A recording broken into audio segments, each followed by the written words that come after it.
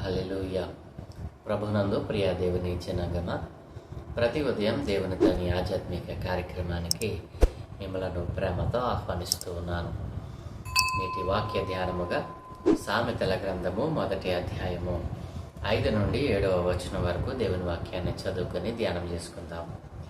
జ్ఞానము గలవాడు విని పాండిత్యము వృద్ధి చేసుకునను, వివేకము గలవాడు ఆలకించి నీతి సూత్రములను సంపాదించుకునను. వీటి చేత సామెతలను, భావసూచక విషయములను, జ్ఞానుల మాటలను, వారు చెప్పిన గూఢ వాక్యములను జనులు గ్రహించెదరు. యెహోవా యందు భయభక్తులు కలిగియుండుట తెలివికి మూలము. మూర్ఖులు జ్ఞానమును ఉపదేశమును తిరస్కరించెదరు. ఆమేన్. ప్రభునందు ప్రియ దేవుని జనాంగమ, చదవబడిన లేఖనము నిమిత్తమై ప్రార్థన చేద్దాం. మమ్మల్ని మిక్కిలిగా ప్రేమించుచున్న మా ప్రియ పరలోకపు తండ్రి, మా మంచి దేవ, గొప్ప దేవానికే వందనాలయ్యా.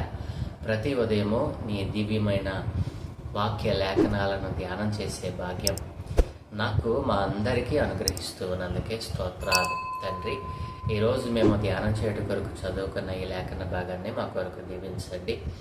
ఈ లేఖన భాగముల నుండి కొన్ని ఆత్మీయ పాఠాలు మీరే మాకు బోధించి నేర్పించమని యేసయ్య పరిశుద్ధ నామమున ప్రార్థించి వేడుకుంటూ ఉన్నాము తండ్రి. ఆమేన్. ప్రభునందు ప్రియ దేవుని జనాంగమ, సామెతల గ్రంథముల నుండి కొన్ని ఆత్మీయమైనటువంటి దేవుని యొక్క లేఖనాలను మనం ధ్యానం చేస్తూ వస్తూ ఉన్నాం. నిన్నటి దినాన్న 5వ వచనాన్ని మనం ధ్యానం చేశాం.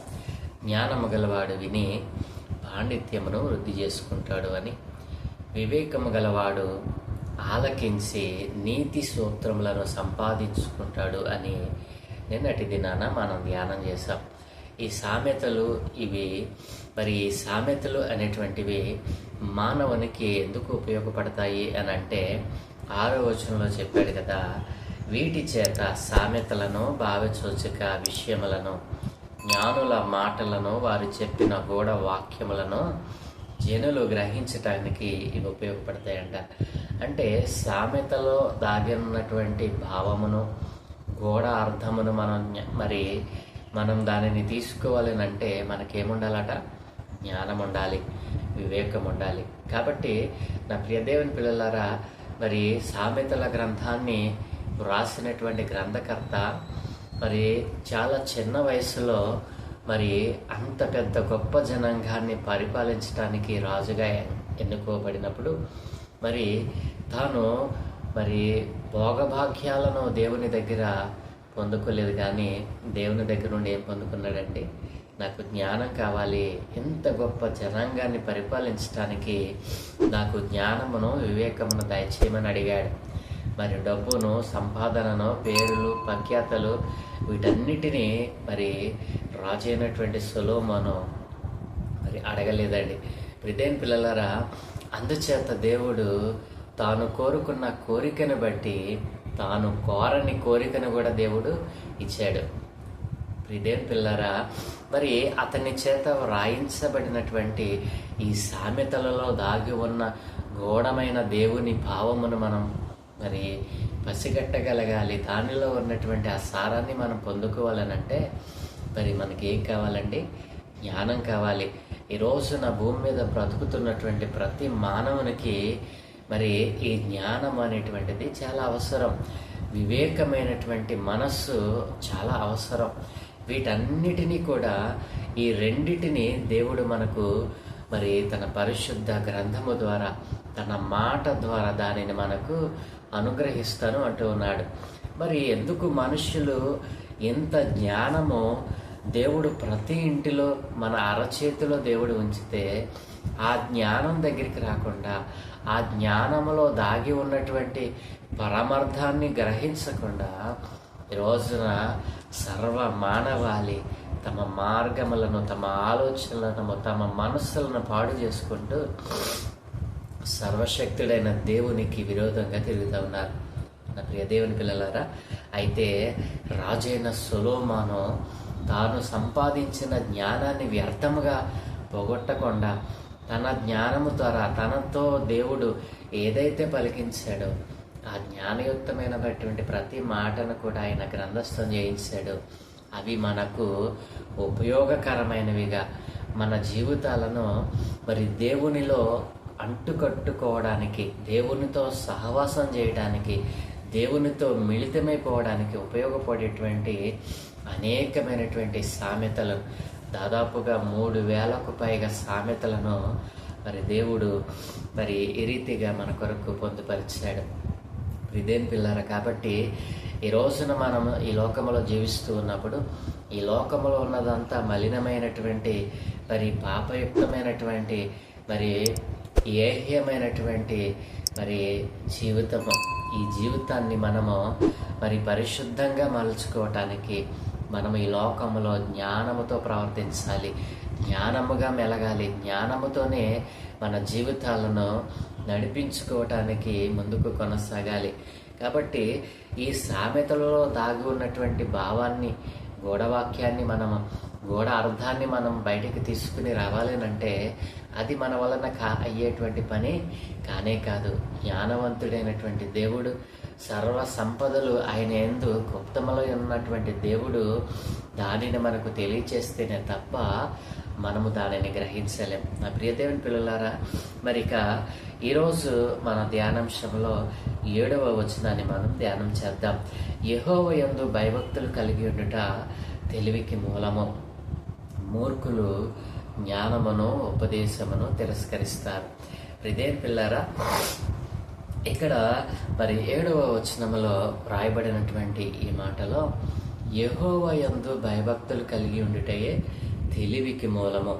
ఈ రోజున భూమి మీద ఉన్నటువంటి మానవులు మరి చాలామంది చాలా రకాలైన ప్రజ్ఞను కలిగి ఉంటారు. మరి ప్రజ్ఞ అంటే ఏమిటి?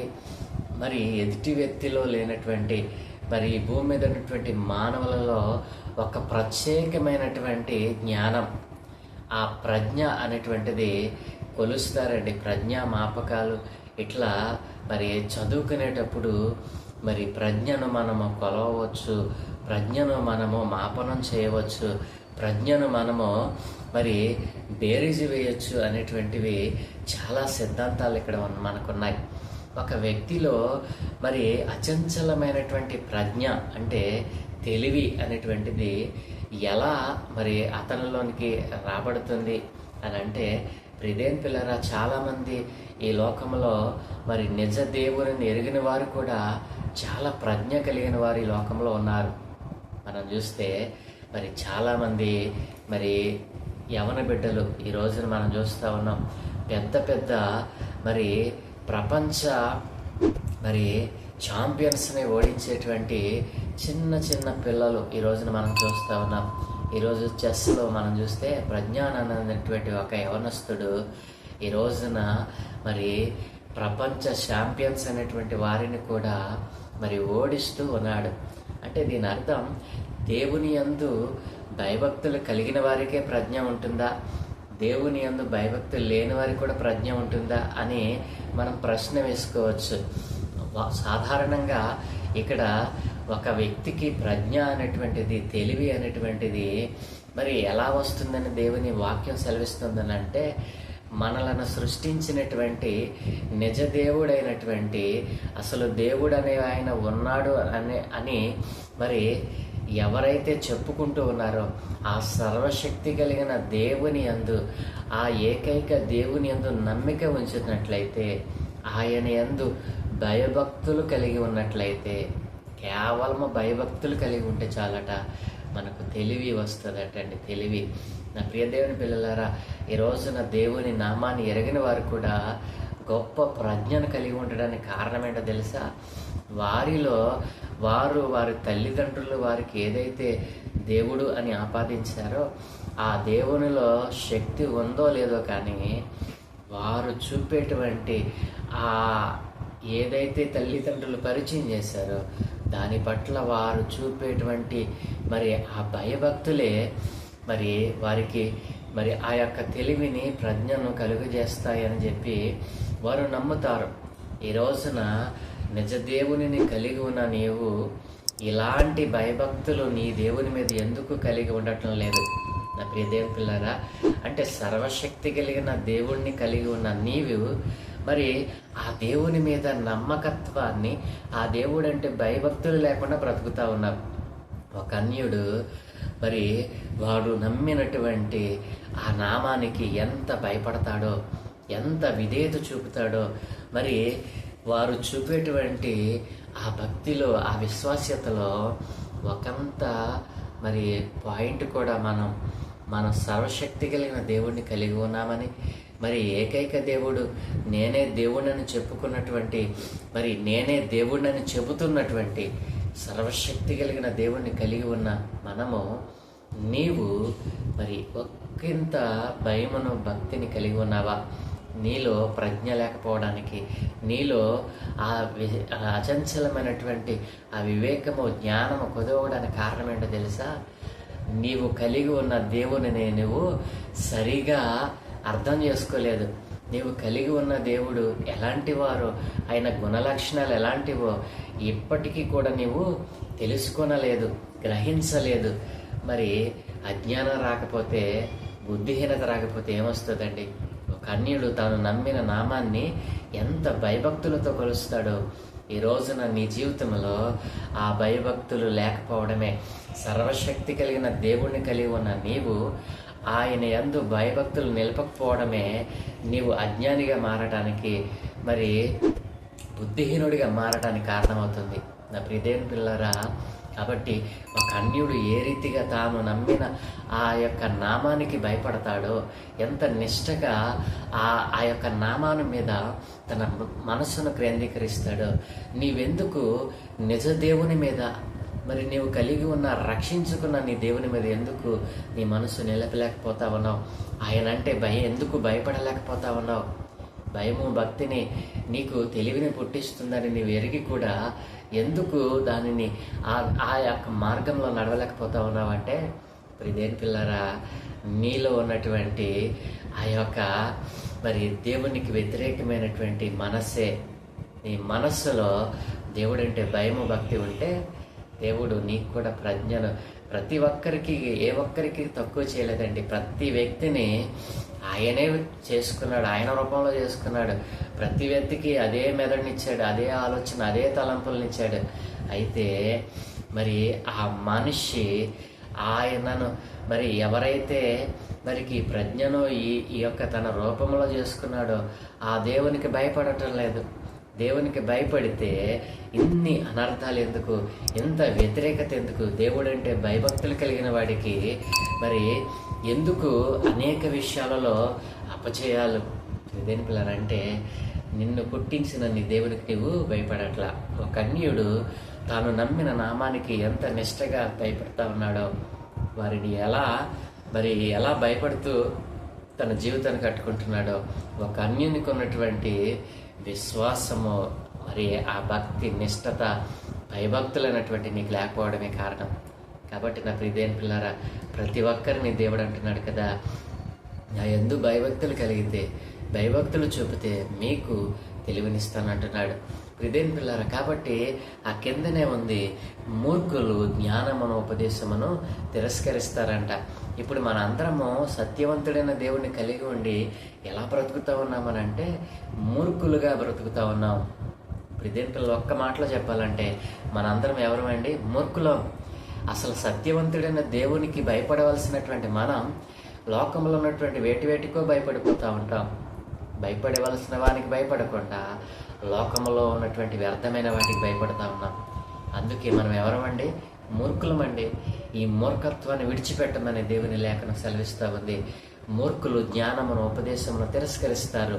అదే పనిని రక్షింపబడిన నీవు కూడా చేస్తూ ఉన్నావు. జాగ్రత్త, దేవుని తీర్పులోనికి వెళతావు. కాబట్టి ఈ రోజునే మూర్ఖత్వాన్ని విడిచిపెట్టి దేవుని యొక్క జ్ఞానాన్ని, దేవుని యొక్క ఉపదేశాన్ని విందాం. దేవుడిచ్చేటువంటి ఆ సర్వాంగ కవచాన్ని ధరించుకుందాం. నా ప్రియ దేవుని పిల్లలారా, దేవుడంటే భయపడదాం, దేవుడంటే భక్తిని కలిగి ఉందాం. మనం కలిగి ఉన్న దేవుడు ఏకైక దేవుడు, ఆయనే దేవుడు. ఆయనే దేవుడని నీకు తెలిసిన కూడా ఆయన యందు భయభక్తులు చూపకపోతే, ఆయనంటే భయపడకపోతే నువ్వెంత మూర్ఖురాలువో, ఎంత మూర్ఖుడువో తెలుసా నా ప్రియ దేవుని పిల్లలారా. కాబట్టి దేవుడు అంటున్నాడు కదా, ఈరోజు నా దేవుడు నీతో మాట్లాడుతూ ఉన్నాడు. నా యందు భయభక్తులు కలిగిన వారికి నేను తెలివిని వివేకను అనుగ్రహిస్తానంటున్నాడు. యెహోవా యందు భయభక్తులు కలిగి ఉండుటయే తెలివికి మూలము. ఈ తెలివి అనేటువంటిది, ప్రజ్ఞ అనేటువంటిది ఆయన యందు భయభక్తులు కలిగిన వారికి మరి ఆయన అమితంగా ఇస్తానంటున్నాడు. మూర్ఖత్వాన్ని విడిచిపెడతావా? జ్ఞానమును ఉపదేశమును తిరస్కరించడం ఆపేస్తావా? జ్ఞానమును ఉపదేశమును గట్టిగా పట్టుకొని ఆయన యందు భయభక్తులు కలిగి ఉండు. దేవుడు నిన్ను ఒక గొప్ప స్థితులను తీసుకుని వెళ్తాడు. రక్షింపబడిన నాటి నుండి ఇంతవరకు ఒకవేళ ఆయనకు భయపడటం లేదేమో, నీ భక్తి ఆయన ఎదుట సరిపోవటం లేదేమో, మూర్ఖురాలిగా జీవిస్తూ ఉన్నావేమో. ఈ జీవితాన్ని ప్రభు చేతికి ఇప్పుడైనా మరి ఇస్తావా? ప్రభువుకి అప్పగిస్తావా? దేవుడు నేను ఒక బలమైనటువంటి, ఒక తెలివి గలవానిగా, ప్రజ్ఞ గలవానిగా, వివేకవంతునిగా, జ్ఞానవంతునిగా చేయాలని ఆశపడతా ఉన్నాడు. కాబట్టి నీలో ఉన్న మూర్ఖత్వాన్ని తీసివేసుకో. దేవుడంటే భయపడు. భక్తిలో, విశ్వాస్యతలో, జ్ఞానములో, వివేకములో మరి నీవు ముందుకు కొనసాగాలి. దేవుని కోరిక అదే. కాబట్టి ఈరోజునే ప్రభు సన్నిధిలో నీ మూర్ఖత్వాన్ని విడిచిపెట్టి ఆయనంటే భయపడుతూ మరి భక్తిని చేద్దాం. దేవుడి మాటలు మన ఇంటిలో దీవించునుగాక. ఆమేన్. దయగలిగిన తండ్రి, కృపగలిగిన దేవునికి వందనాలయ్యా. నీ యందు భయభక్తులు కలిగి ఉండేటి తెలివికి మూలమని నాయనా, ఇదిగో నీ వాక్యములో సూటిగా సెలవిచ్చావు. నీ యందు భయభక్తులు నిలుపకుండా, నీవంటే భయపడకుండా అయ్యా, ఇదిగో తండ్రి, ఎందరైతే నాయనా ఈ రోజున నశించిపోతా ఉన్నారో, లోకము దాని ఆశలతో నాయనా కలిసిపోయి దేనికి భయపడాలో, మరి నాయనా ఎవరికి భయపడాలో కూడా అజ్ఞానంలో బ్రతుకుతూ నాయనా, భయపడవలసిన వానికి భయపడకుండా నాయన వ్యర్థమైన వాటికి భయపడుతూ తమ జీవితాలను అగమ్యగోచరంగా మార్చుకుంటున్న వారు అనేక మాటలు విన్నారు నాయన. ఎవరైతే నీ యందు భయభక్తులను నిలపాలని ఆశపడతా ఉన్నారు అయ్యా, ఇదిగో తండ్రి, మూర్ఖత్వాన్ని విడిచిపెట్టి జ్ఞానమును ఉపదేశమును అంగీకరించి, జ్ఞానమును ఉపదేశమును ఆయన విని లోబడి నీవిచ్చేటువంటి ఆ జ్ఞానాన్ని ఆయన వివేకాన్ని పొందుకోవడానికి ఇష్టపడతా ఉన్నారు. వారందరికీ నాయన ధారాళముగా దయచేసి నాయన, ఇదిగో నీ యందు భయభక్తులు కలిగిన వారిగా మూర్ఖత్వాన్ని విడిచిపెట్టి నీ యందు నిలిచి ఉండే భాగ్యం ప్రతి ఒక్కరికి దయచేయమని అయినా ఈ దినమే చేయబడాలన్నటువంటి మీకు దృష్టి ఉంచి మీ దోతల కాపుదలను గ్రహించి మీరే మహిమ పొందుకోమని యేసయ్య పరిశుద్ధ నామమున ప్రార్థించి వేడుకుంటూ ఉన్నాము తండ్రి. ఆమేన్, ఆమేన్, ఆమేన్.